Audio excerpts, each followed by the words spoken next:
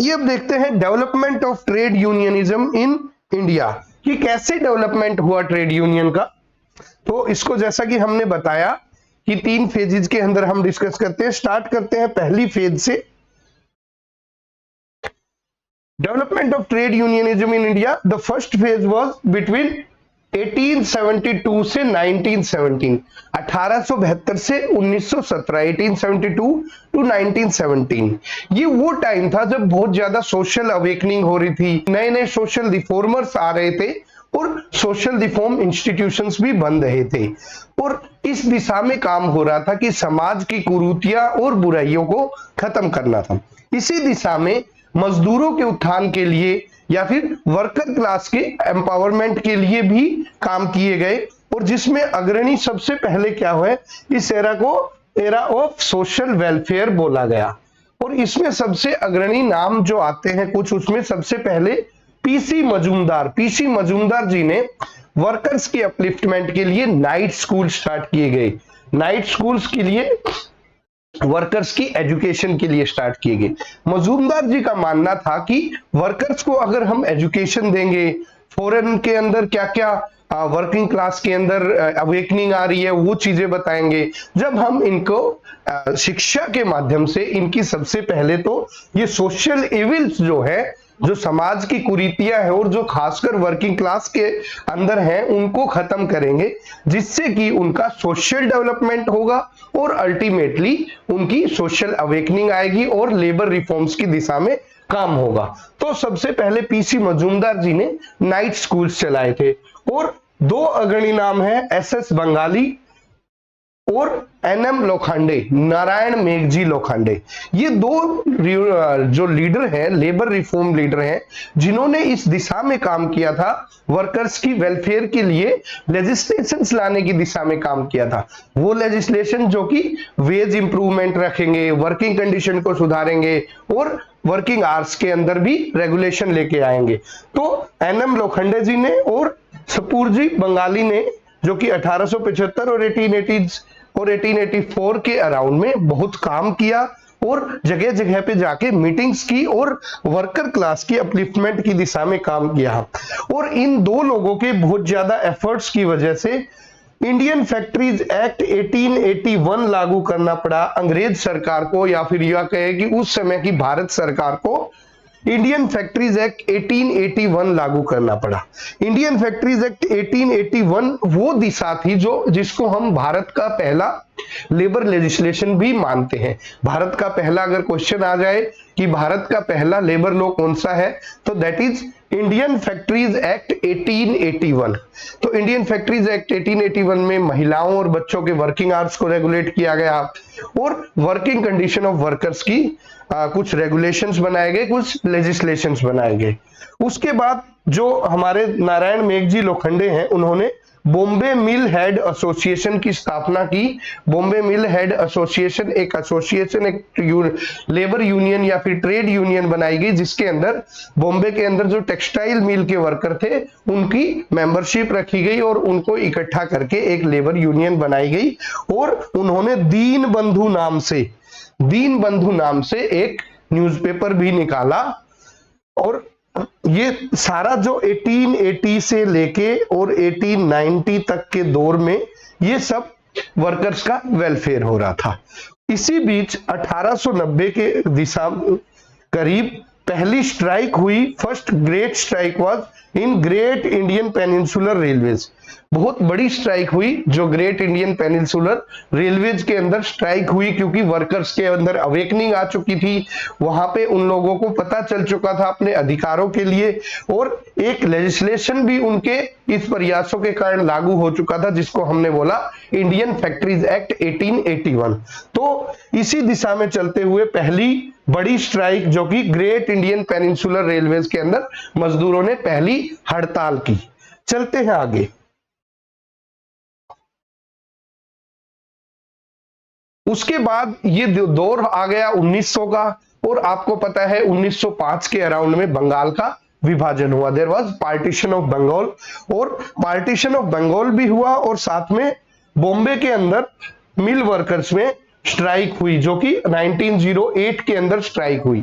और partition of Bengal के कारण भी बहुत मूवमेंट हो रहे थे और लेबर अवेकनिंग के कारण भी बहुत से मूवमेंट्स हो रहे थे।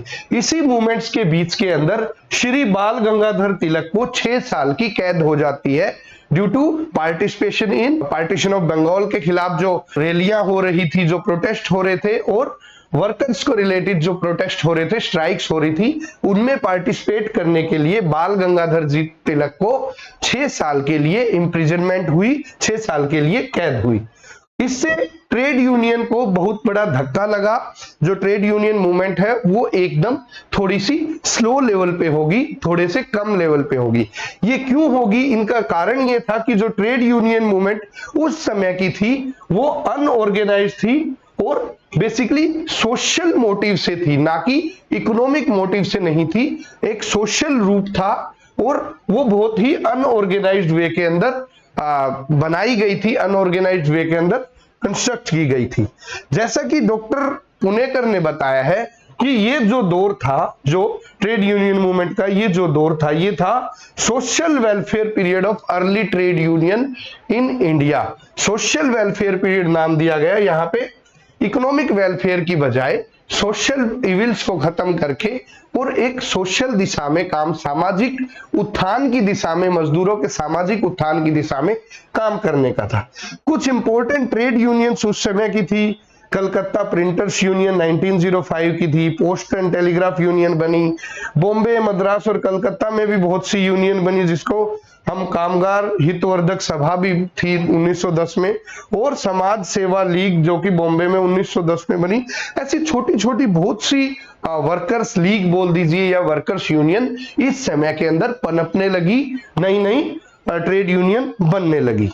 तो ये समय था 1872 से 1917 का। इसी बीच आपको पता है कि रशिया में भी रिवॉल्यूशन हुआ था, होम रूल लीग जो मूवमेंट थी वो भी आ गई थी। तो ये समय चल रहा था। यहाँ पे जो बीपी वाडिया हैं, मिस्टर बीपी वाडिया हैं, उन्होंने मद्रास लेबर यूनियन बनाई 1918 के अंदर। तो इस समय पे रिवॉल्यूशनरी मूवमेंट भी बहुत चल रही थी और जैसा कि गदर पार्टी का भी अपना अलग ही बाहर से जो इंडिया के अंदर जो इंडिपेंडेंस को लेके एक लड़ाई चल रही थी, रिवॉल्यूशनरी एक्टिविटीज चल रही थी, उसमें बाहर के जो लोग थे उनका भी इम्पैक्ट बहुत हो रहा था। गदर पार्टी का इम्पैक्ट हो रहा था। यूएसएसआर जो जिसको हम बोलते हैं रशियन रिवॉल्यूशन हुआ, उसका इम्पैक्ट हो रहा था। And home rule league government हो रहा था। और इसी बीच में क्या हो जाता है, आईएलओ बन जाता है। आईएलओ जो बना था इंटरनेशनल लेबर ऑर्गेनाइजेशन, जो फर्स्ट वर्ल्ड वॉर के समय पे बनाया गया था।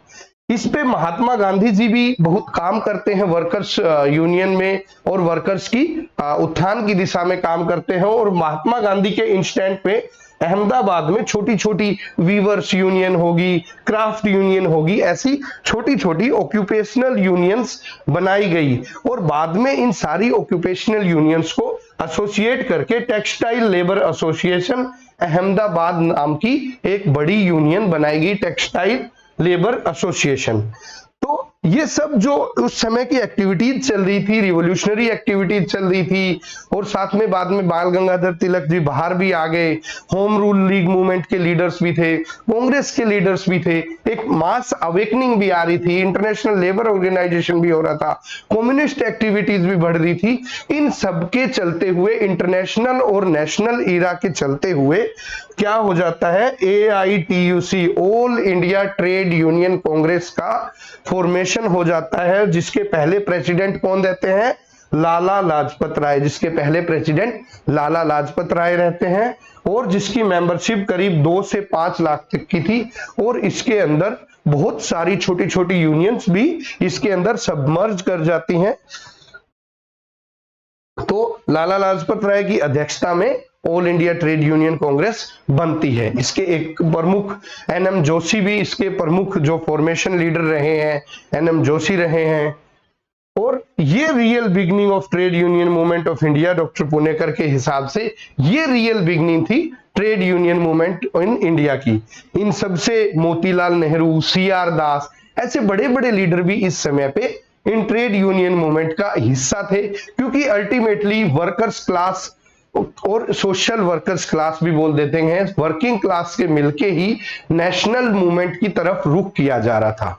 और इसी बीच में Gandhi ji non cooperation movement की शुरुआत कर देते हैं, जिसके अंदर वर्कर्स बढ़ चढ़ के हिस्सा लेते हैं, अपने अधिकारों के लिए हिस्सा लेते हैं।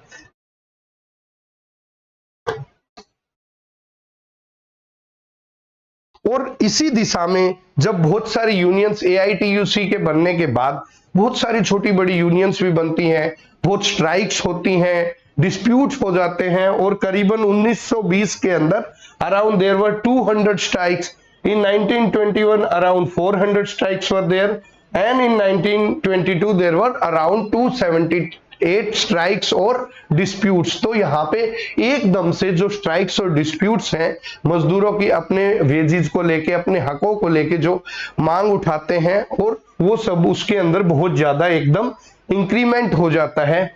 और ये 1922 तक चलता है, जबकि नॉन कोऑपरेशन मूवमेंट जब तक चल रहा होता है, क्योंकि नेशनल मूवमेंट और वर्किंग क्लास मूवमेंट एक साथ हैंड इन हैंड उस समय तक चल रहे होते हैं।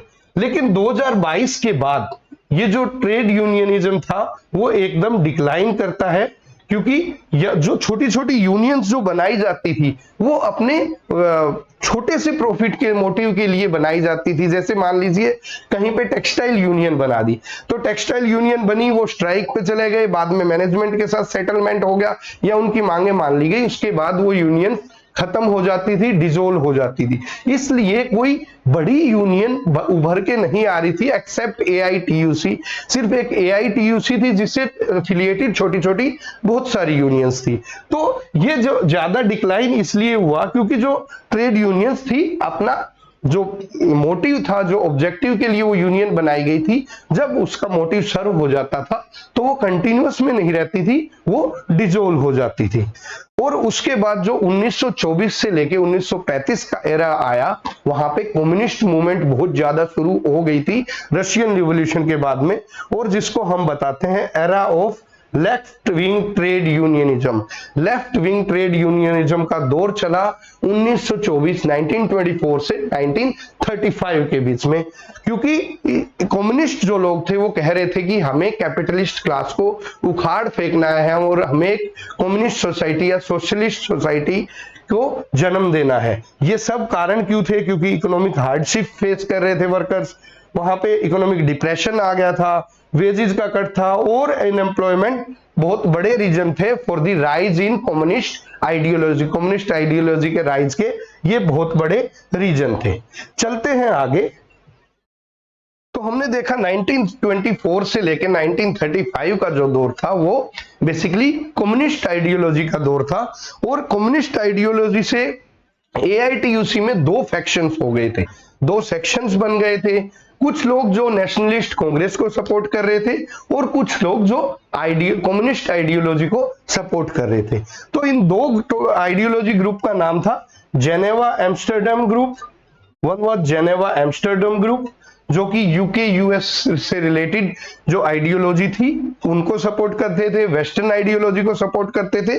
और दूसरा था मस्कोवाइट्स ग्रुप, जो कि रशियन आइडियोलॉजी या फिर कम्युनिस्ट आइडियोलॉजी को सपोर्ट कर रहे थे। और इसी के कारण दो ग्रुप बनने के कारण, दो सेक्शन बनने के कारण ऑब्वियसली आइडियोलॉजी का क्लैश हुआ। आइडियोलॉजी का क्लैश हुआ तो एआईटीयूसी, जो कि all India trade union Congress जो 1920 के अंदर बनी थी, उसके अंदर दरार आई और वो दो भाग में टूट गई। दो भाग में टूटने के बाद all India trade union federation और नेशनल ट्रेड यूनियन फेडरेशन, तो ये नेशनल ट्रेड यूनियन फेडरेशन और all India trade union federation दो भाग के अंदर टूट गई।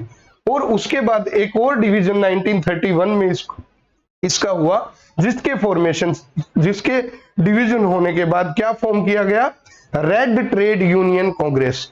Red trade union Congress basically communist ideology के दो लोगों ने बनाई, जिसके अंदर अग्रणी लीडर थे बीटी राणा दिवे एंड टीवी देश पांडे। बीटी राणा दिवे और टीवी देश पांडे ने रेड ट्रेड यूनियन कांग्रेस, जिसको हम आरटीयूसी भी बोलेंगे, रेड ट्रेड यूनियन कांग्रेस का गठन किया गया। और इस समय की जो नेशनलिस्ट मूवमेंट भी चल रही थी, वर्किंग क्लास मूवमेंट भी चल रही थी। तो इसका सबसे बड़ा असर क्या किया गया, तो एक तो एम्प्लॉइज कंपनसेशन एक्ट 1923 के अंदर पास किया गया, और दूसरा ट्रेड यूनियन एक्ट 1926। इन सभी यूनियंस के एफर्ट्स के कारण, चाहे वो कम्युनिस्ट आइडियोलॉजी की हो, चाहे वो नेशनलिस्ट कांग्रेस आइडियोलॉजी की हो, तो नेशनल ट्रेड यूनियन एक्ट 1926 लागू किया गया। द ट्रेड यूनियन एक्ट 1926 का क्या ऑब्जेक्टिव रहा, इससे ट्रेड यूनियंस को रिकॉग्निशन मिला। सबसे बड़ी बात, जो ट्रेड यूनियंस थी वो रिकॉग्नाइज होने लगी, रजिस्टर होने लगी एज लीगल एसोसिएशन। इनको एक लीगैलिटी मिली, ये नहीं कि ये इलीगल नहीं थी, ये सरकार के हो जो रजिस्टर हो जाती थी, जिनकी मेंबरशिप हो जाती थी, वो एक लीगल एसोसिएशन मानी जाने लगी। इसमें registration and regulation of trade union activities, और इनकी जो अपना ऑब्जेक्टिव सर्व करने के लिए, जो ट्रेड यूनियन जिस पर्पज से बनाई गई है, वो ऑब्जेक्टिव सर्व करने के लिए इनको सबसे बड़ी चीज मिली immunity from civil and criminal suits. Civil और क्रिमिनल शूट से इनको इम्यूनिटी मिली for the furtherance of the objective of trade union. अपने ऑब्जेक्टिव की दिशा में कार्य करने के लिए इनके ऊपर कोई सिविल केस या क्रिमिनल केस नहीं हो सकता था। और जनरल और पॉलिटिकल फंड बनाए गए ट्रेड यूनियंस को, ताकि ये अपने काम और एडमिनिस्ट्रेशन को अच्छे से कर सकें। तो ये था ट्रेड यूनियन एक्ट 1926, जो कि लेबर मूवमेंट्स की प्रयासों के द्वारा, लेबर मूवमेंट्स की एफर्ट्स के द्वारा ये लागू किया गया सरकार के द्वारा। 1928 के अंदर एक 6 महीने की बहुत बड़ी स्ट्राइक चली थी, जो कि बॉम्बे टेक्सटाइल मिल, जिसको लेड किया था किसने, गिरनी कामगार यूनियन है। गिरनी कामगार यूनियन बहुत बड़ी उस टाइम की लेबर यूनियन, जाके हम ट्रेड यूनियन बोलते हैं। उनके अंडर में, उनके आह्वान पर बॉम्बे टेक्सटाइल मिल्स में 6 महीने लंबी एक स्ट्राइक चली। और ये स्ट्राइक चलने के बाद उनकी जो एक्टिविटीज देखी सरकार ने, इन सबको कंट्रोल करने के लिए, इनके ऊपर एक कर्ब लगाने के लिए, रोकथाम करने के लिए पब्लिक सेफ्टी ऑर्डिनेंस 1929 और ट्रेड डिस्प्यूट एक्ट 1929 पास किया। ये सरकार ने, ब्रिटिश सरकार ने पास किए 2 कानून, जो कि एक ऑर्डिनेंस का रूप था, पब्लिक सेफ्टी ऑर्डिनेंस, और दूसरा था trade dispute act 1929। Trade dispute act 1929 के प्रोविजन आगे जाके इंडस्ट्रियल डिस्प्यूट एक्ट 1947 में तब्दील किए गए। इनके अंदर क्या था, जो ट्रेड डिस्प्यूट एक्ट 1929 था, उनका बेसिकली काम था कि वहां पे कोर्ट ऑफ इंक्वायरी बनाई गई और कॉन्सिलिएशन बोर्ड्स बनाए गए for settling the industrial dispute. जैसा कि हमें अभी इंडस्ट्रियल डिस्प्यूट एक्ट के अंदर हमने देखा कि कॉन्सिलिएशन ऑफिसर है, बोर्ड ऑफ इंक्वायरी है, एडजुडिकेशन है, लेबर कोर्ट्स है, इंडस्ट्रियल ट्राइब्यूनल है। इसी तरह पे जो ट्रेड डिस्प्यूट एक्ट 1929 था, उस समय भी कोर्ट ऑफ इंक्वायरी बनाई गई और कॉन्सिलिएशन बोर्ड बनाए गए सेटलमेंट के लिए और इंडस्ट्रियल पीस मेंटेन करने के लिए। और जो स्ट्राइक, पब्लिक यूटिलिटी सर्विस पे जो लोग स्ट्राइक पे जाते थे, उसको इलीगल करार दिया कि आप पब्लिक यूटिलिटी सर्विस, जैसे कि पानी, बिजली, कोल, इस तरह की जो पब्लिक यूटिलिटी सर्विसेज हैं, रोड्स, रेलवे, वहां पे स्ट्राइक पे, इंस्टेंटली स्ट्राइक पे जाना इलीगल घोषित किया गया। तो ये सब जो प्रोविजंस थे वो थे ट्रेड डिस्प्यूट एक्ट 1929 के। अब इस दौर के अंदर AITUC के तोड़ने से, फ्रैक्शंस होने से, ट्रेड यूनियन बेसिकली इस समय में 1930s के दौर में 3 मेन मुख्य ट्रेड यूनियंस थी। सबसे बड़ी ट्रेड यूनियन थी AITUC, जो कांग्रेस के नेशनलिस्ट लीडर थे उनके पास थी। एक थी AITUF, जो कि कांग्रेस लीडर तो थे लेकिन वो मिलिटेंट अप्रोच के कांग्रेस लीडर थे, तो वो AITUF का हिस्सा थे, all India trade union federation. And then is red trade union congress, ये थे कम्युनिस्ट, जो कि कम्युनिस्ट थे, वो उन्होंने बनाई RTUC। तो ये 3 मेन ट्रेड यूनियन 1930s के दौर में इंडिया के अंदर काम कर रही थी। अब जो AITUF थी, all India trade union federation, वो कुछ समय के बाद, मैप्स होने के बाद NLF के अंदर मर्ज होगी, नेशनल लेबर फ्रंट के अंदर मर्ज होगी, और इन्होंने बना ली national trade union federation, national trade union federation, ये एक इन्होंने एक एसोसिएशन बना ली। 1934 के दौर में, 1934 में गवर्नमेंट ऑफ इंडिया ने जो कम्युनिस्ट पार्टी थी उसको अनलॉफुल एसोसिएशन करार दे दिया, उसको इलीगल करार दे दिया, अनलॉफुल एसोसिएशन करार दे दिया। किसको करार दे दिया? कम्युनिस्ट पार्टी को, गवर्नमेंट ऑफ इंडिया ने। उसके बाद जो कम्युनिस्ट का इन्फ्लुएंस था वो ग्रेजुअली कम होता चला गया, डिक्लाइन होता चला गया, और जिसके चलते इन 1935 जो रेड ट्रेड यूनियन कांग्रेस थी, आरटीयूसी, जिसके मेंबर्स कौन थे? कम्युनिस्ट बेसिकली आइडियोलॉजी थे, वो मर्ज होगी दोबारा एआईटीयूसी के साथ। जो टूटी थी, एक फैक्शन कम्युनिस्ट का जो एआईटीयूसी में से टूट के चला गया था, वो 1935 में दोबारा मर्ज हो गया एआईटीयूसी के बाद। और एफर्ट्स किए गए किसके बाद? दोबारा ट्रेड यूनियन यूनिटी कमिटी के द्वारा, कि जो फैक्शंस टूट के गए हैं, जो सेक्शंस एआईटीयूसी से टूट के गए हैं, उनको दोबारा एकजुट किया जाए ताकि लेबर रिफॉर्म्स की दिशा में काम किया जा सके। So trade union unity committee जिन्होंने एफर्ट्स किए, और एनटीयूएफ और एआईटीयूसी, इनको भी एक साथ लाने की दिशा में काम किया। And finally in 1938 there was an agreement reached where the NTUF affiliated itself with AITUC। 1938 में एक एग्रीमेंट हुआ जिसमें नेशनल ट्रेड यूनियन फेडरेशन ने एफिलिएशन ले ली, किसकी? AITUC की, all India trade union Congress की।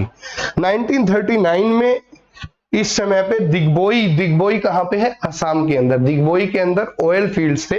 दिग्बोई असम के अंदर एक बहुत फेमस स्ट्राइक हुई, बहुत फेमस हड़ताल हुई, बहुत बड़े लेवल की हड़ताल हुई 1939 में।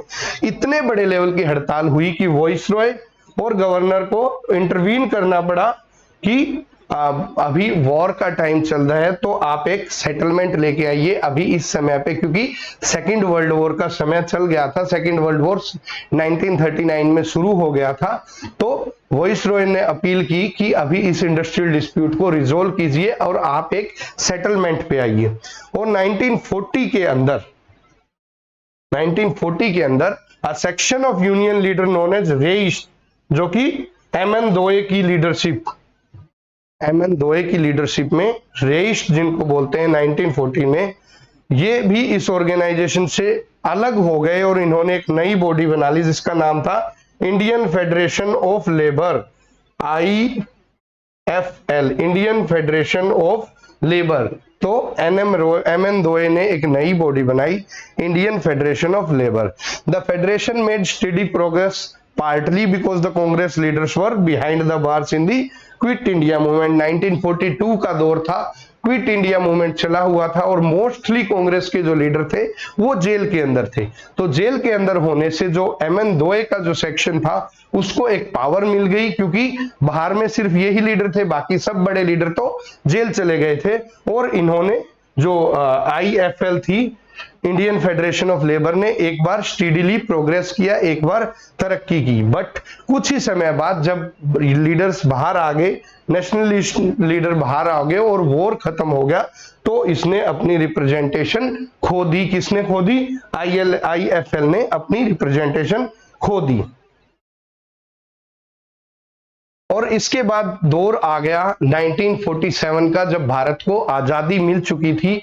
और आजादी मिलने के बाद सबसे बड़ी घटना हुई थी partition of India. Partition of India जिसके तहत इंडिया और पाकिस्तान दो भागों में बंट गए, और उस समय पे बहुत ही वॉयलेंट और बहुत ही दयनीय स्थिति हुई थी बहुत सारे लोगों की, क्योंकि पार्टीशन के अंदर बहुत से लोग मारे गए थे, बहुत से लोग बेघर हो गए थे, बहुत से लोग पाकिस्तान से इंडिया आए थे और इंडिया से पाकिस्तान चले गए थे। अपनी जमीनें, अपने उद्योग सब तहस नहस सब छोड़ के पीछे अपनी जान बचाने के लिए भागे थे।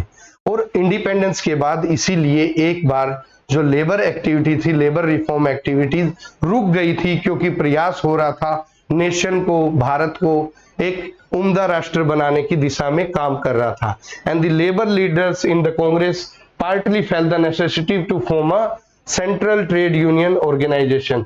और उसके कुछ समय बाद जो कांग्रेस लीडर थे उन्होंने एक देखा कि हमें एक सेंट्रल ट्रेड यूनियन ऑर्गेनाइजेशन बनानी चाहिए और इसके बाद जन्म होता है INTUC का, Indian national trade union Congress. Indian national trade union Congress, जिसको हम इंटक भी बोलते हैं आज के दिन में, INTUC की स्थापना हुई 1947 मई 1947 के अंदर। The communist dominated AITUC reduced considerably both in Prestige and size. तो जो कम्युनिस्ट का उस समय पे रोल खत्म हो गया था, बहुत ज्यादा रिड्यूस हो गई थी उनकी पॉपुलैरिटी, और इसी वजह से जो AITUC थी, all India trade union Congress, उसका भी बहुत कम मेंबरशिप होगी और उसकी प्रेस्टीज भी बहुत कम होगी।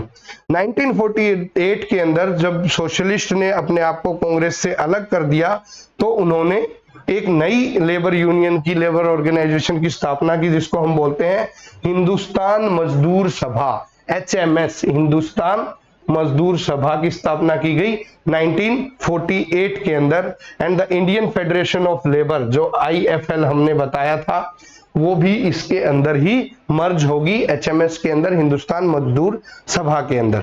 1949 के अंदर some splinter group from HMS and AITUC set up a trade union called as United trade union Congress. कुछ AITUC के लीडर और कुछ इसके HMS, हिंदुस्तान मजदूर सभा के, जिन लोगों की आइडियोलॉजी सेम थी, वो दोनों ही ऑर्गेनाइजेशन से अलग होके एक नई ट्रेड यूनियन बना लेते हैं, जिसका नाम है united trade union congress. The government recognise these 4 trade union, namely इन 4 ट्रेड यूनियन को रिकॉग्नाइज कर लिया, जो कि नेशनल और इंटरनेशनल लेवल पे रिप्रेजेंटेशन करेंगे। तो ये 4 कौन सी यूनियन थी? इंटक थी, Indian national trade union Congress, AITUC थी, all India trade union Congress, HMS थी, हिंदुस्तान मजदूर सभा, और UTUC थी, United trade union Congress, UTUC। तो ये 4 ही ट्रेड यूनियंस थी जो कि इंडिया लेवल पे और इंटरनेशनल लेवल पे रिप्रेजेंटेशन करेंगी, और ILO की जो प्रोसीडिंग्स हैं उनके अंदर भाग लेने के लिए एलिजिबल रही। With the emergence of Jan Sangh, बाद में जनसंघ का इमरजेंस हुआ, और भारतीय मजदूर संघ BMS की स्थापना कब हुई? 1959 में, और स्थापना करने वाले इंसान का नाम था दत्तोपंत ठेंगाड़ी। दत्तोपंत ठेंगाड़ी एक ट्रेड यूनियन लीडर थे जिन्होंने BMS की स्थापना की, भारतीय मजदूर संघ की स्थापना की, जो कि आज के दिन भारतीय जनता पार्टी या फिर जनसंघ से एफिलिएटेड है। 1970 के दौर में बहुत सारे लेफ्टिस्ट ट्रेड यूनियंस ने इकट्ठे होकर एक ट्रेड यूनियन बॉडी बनाई, जो कि लेफ्ट आइडियोलॉजी के थे। उन्होंने बनाई Indian trade union, ITU, Indian trade union. Collectively एक यूनाइटेड बॉडी इन्होंने 1970s के अंदर बनाई। And the trade union movement in India has also been associated for long with 2 international trade union federation.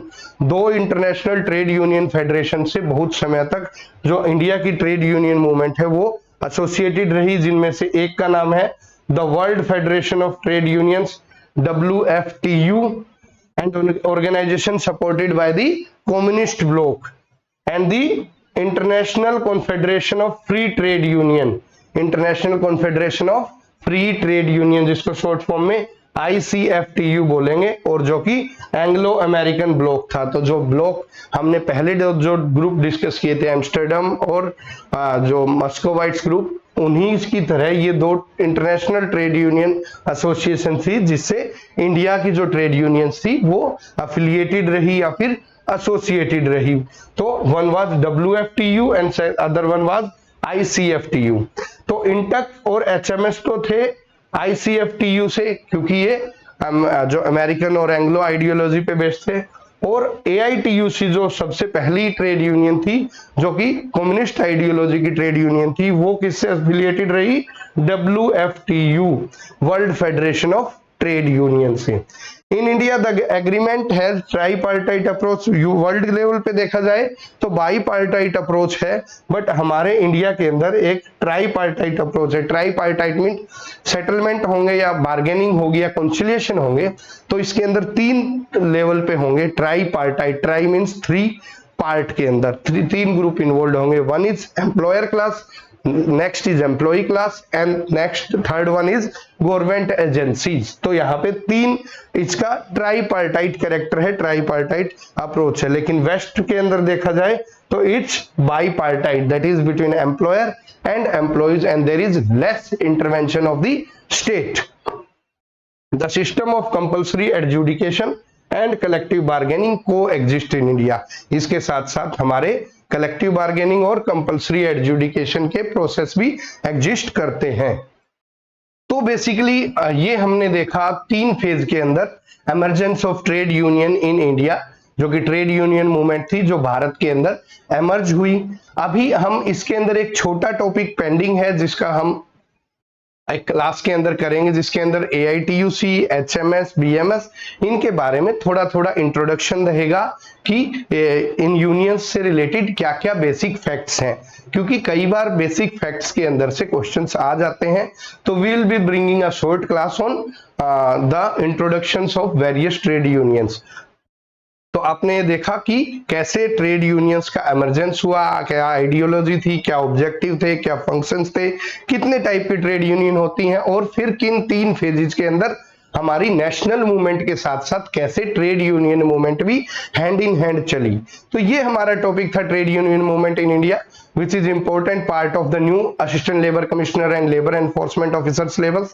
So we'll be coming up with more videos on this trade union also, along with that more labor laws and labor codes.